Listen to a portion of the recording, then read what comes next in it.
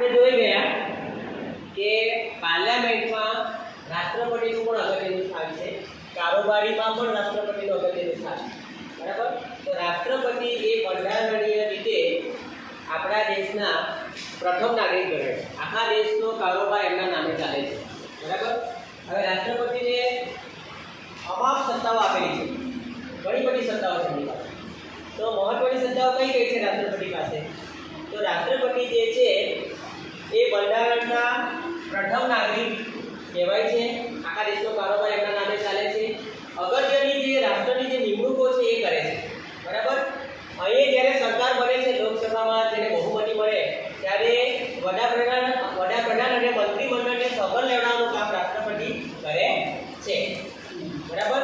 બીજું કામ છે એ આખા દેશના વડા છે, એટલે જે ધારો કે બીજા દેશ સાથે યુદ્ધ થાય તો યુદ્ધ કરવું, એને પૂર્ણ કરવું, બરાબર.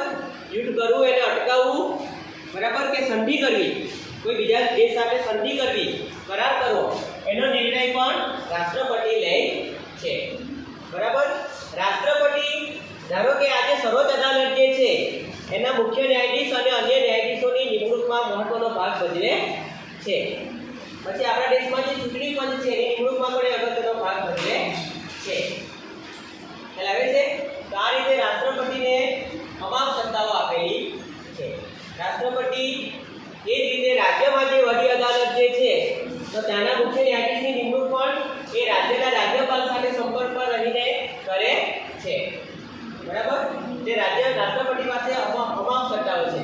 રાષ્ટ્રપતિ ધારે ત્યારે આ સંસદની સંયુક્ત બેઠક બોલાવી શકે છે. સંસદનું જે આ બંને ગૃહો છે ને, ધારાસભા છે ને, બરાબર, પાર્લામેન્ટ, એના બંને ગૃહોની એક સાથે બેઠક એ બોલાવી શકે છે, બરાબર. જ્યારે લોકસભામાં વડાપ્રધાન અને એના મંત્રીમંડળ ઉપર અવિશ્વાસની દરખાસ્ત પસાર થાય તો આ લોકસભા વિખેરાઈ જાય તો ફરી ચૂંટણી જાહેર કરવાની હોય તો એ બધી સત્તા પણ કોની પાસે છે? રાષ્ટ્રપતિ. ફરી ચૂંટણી પણ એ જાહેર કરી શકે. ખ્યાલ આવે છે?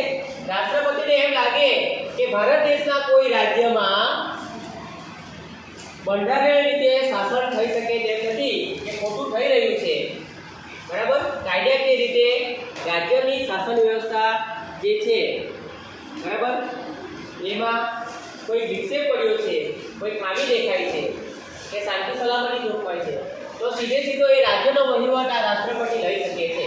તે સમયે રાષ્ટ્રપતિ વતી કોણ? રાજ્યોનો જે ગવર્નર હોય ને, રાજ્યપાલ, એ જે તે રાજ્યમાં વહીવટ કરે છે. પણ એને પછી એને લંબાવવા માટે એને પાર્લામેન્ટમાં પછી અમુક સમય પછી મંજૂરી લેવાની હોય. ખ્યાલ આવે છે? સમજાય છે મારી વાત?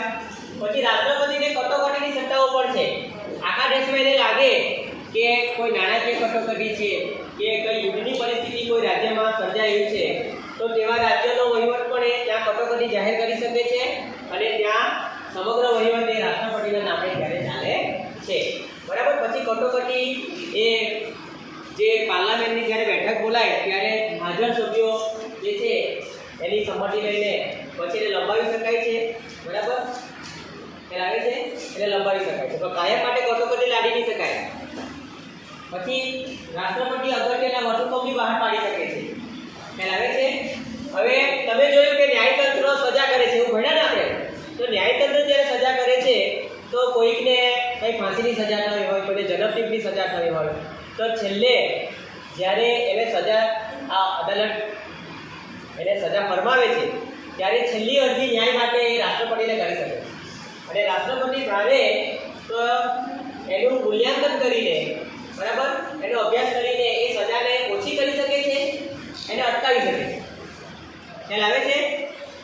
તો આ રીતે રાષ્ટ્રપતિને પાસે ઘણી બધી સત્તાઓ છે, બરાબર. હવે વ્યવહારમાં એ કારોબારી સત્તાનો ઉપયોગ તો વડાપ્રધાન અને મંત્રીમંડળ કરે છે, બરાબર છે. તો આ છે રાષ્ટ્રપતિની વાત. રાષ્ટ્રપતિ બનવા માટે એની ઉંમર કેટલી? 35 વર્ષની હોવી જોઈએ, બરાબર. અને એને પછી કોઈ પણ એક ગૃહમાં એને ચૂંટાવાનું હોય, બરાબર. રાષ્ટ્રપતિ જ્યારે હોદ્દા પર હોય ને ત્યારે એને કોઈ પણ પ્રકારની સજા નહીં થઈ શકે, એની ધરપકડ બી નહીં થઈ શકે. ખ્યાલ આવે છે? અને રાષ્ટ્રપતિ જ્યારે રાજીનામું આપે ને તો એ કોને આપશે? ઉપરાષ્ટ્રપતિને આપશે. ખ્યાલ આવે છે? એમાં ઉપરાષ્ટ્રપતિ ની પણ જોગવાઈ છે.